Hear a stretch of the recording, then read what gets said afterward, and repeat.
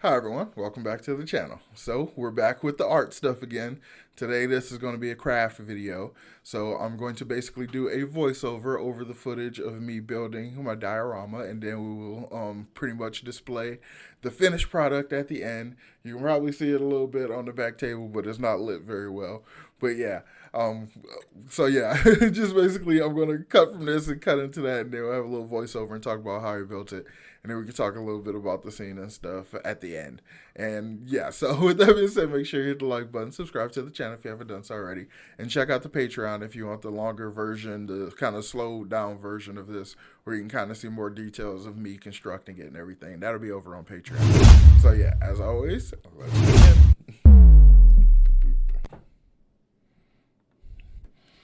All right, so yeah, I start off with a hot wire and a piece of foam that was a part of the packaging for my computer monitor. So it was a cool scrap piece I could use and save some money, but I got the hot wire on Amazon, so it made cutting the foam really easy. So it was just a nice rectangular piece, so I figured let's try to make it look a bit like the shattered planes. So I wanted to cut off the nice perfect little edges.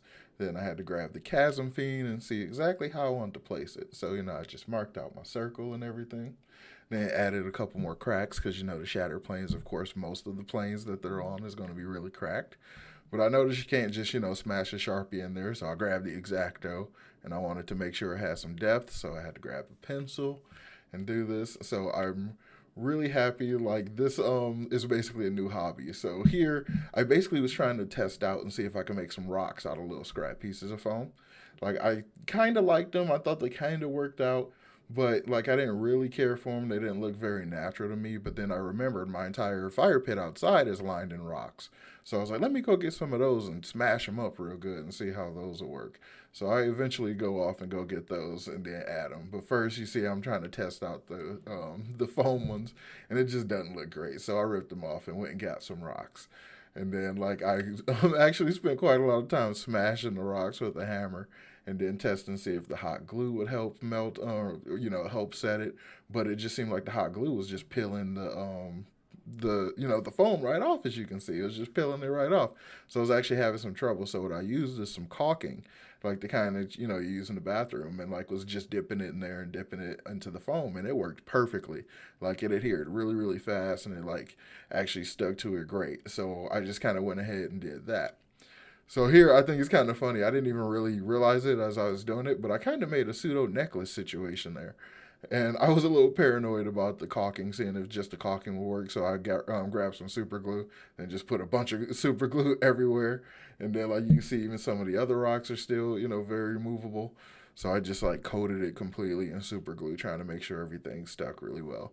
And it actually worked. I can't tell if it was like the caulking that actually was the better adhesive or if it was the super glue. But then, just to be a little paranoid, I went through and put some more glue, which is the watered down PVA glue, and then just like hot glued some more small ones. It's weird. The hot glue works on some of the pieces, but not the other ones. I think it just depends on like how dry the pieces were or something. So yeah, here, and I'm like testing out how I want to lay out the pieces. So the scene is clearly from Way of Kings. It is mine is Kaladin, but the Way of Kings, when they go against the Chasm Fiend, they're in the hunt in the beginning of the book. So I kind of want to emulate that and just add Kaladin to it. So here I'm coating the base down with like a mixture of Mod Podge, which is just white glue, and actual paint and some sand in order to make it coarse. So from there, I took it off screen after it dried, and then I spray painted it with a nice base coat. And then I came back in to try to kind of tint it the way I want it to be, with the tan and everything.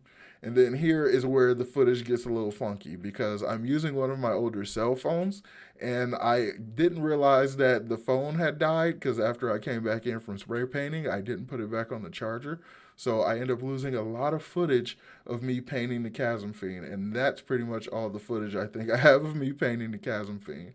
Then I go back to doing another base coat for the shattered plane area itself, and then tinting it up and tinting it up to kind of brighten it in order to get that kind of very light deserty kind of look to it. Go through. So I kind of did that, and then I realized I needed to go ahead and correct and the coloring you get a little bit of the first coat. Minis, yeah, and let's watch for the Chasm Fiend Fiend itself. So I just go ahead and start to retexture or recolor the bases so it'll match and blend in, because I didn't want to go through the hassle of trying to detach them from their bases. So I figure it's best to just go ahead and try to do like a little camouflage thing.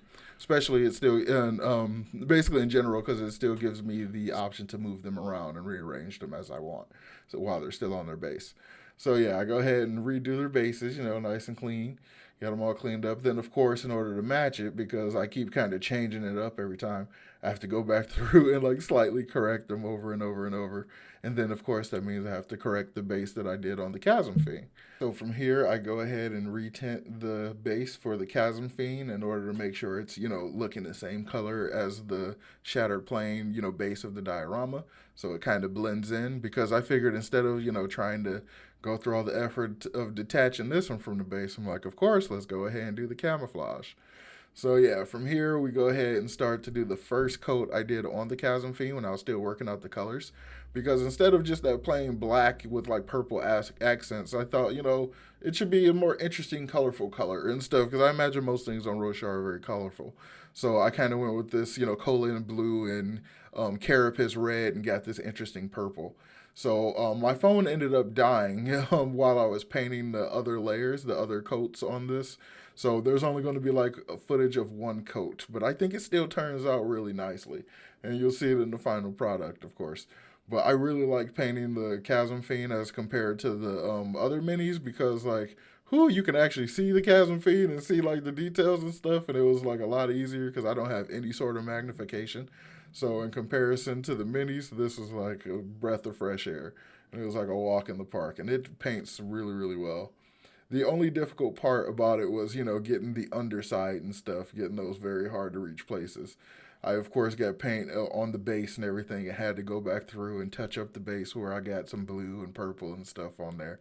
But it's a really fun experience, and I haven't painted any other kind of miniatures or made any other dioramas or anything like this before. So I'm like really happy that it turned out as nicely as it did. At least I think it turned out nicely. I hope all of you will let me know in the comments if you think it turned out nicely. But I think I have like a new hobby. Like I haven't done like the crafting, building things for like D&D or anything or Warhammer or whatnot. But I think I really want to get into it, and I'm already going to be working on a second diorama, which is going to be not based on the book, but is definitely going to be Cosmere related, because those are the miniatures I'm using. So yeah, I hope you all really like the diorama. Here's some finished final shots of it, and yeah, so let me know, of course, in the comments, what do you think of it. And yeah, I'm really, really interested to know what you think. The next one is going to be kind of, it's just going to be a surprise, because I don't even know how to explain it, because I'm just putting stuff together, quite frankly. But yeah, I hope you enjoy it.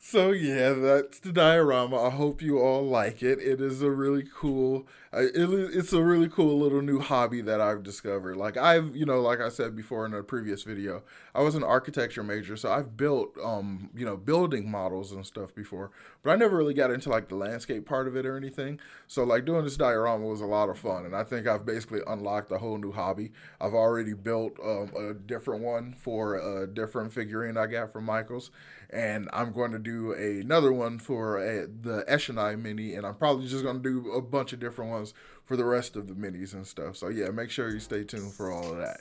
So yeah, as always, make sure you hit the like button, subscribe to the channel if you haven't done so already, and check out the Patreon for the longer video, the longer, slowed down version of the crafting video and stuff. So yeah, I will talk to y'all next time. Peace.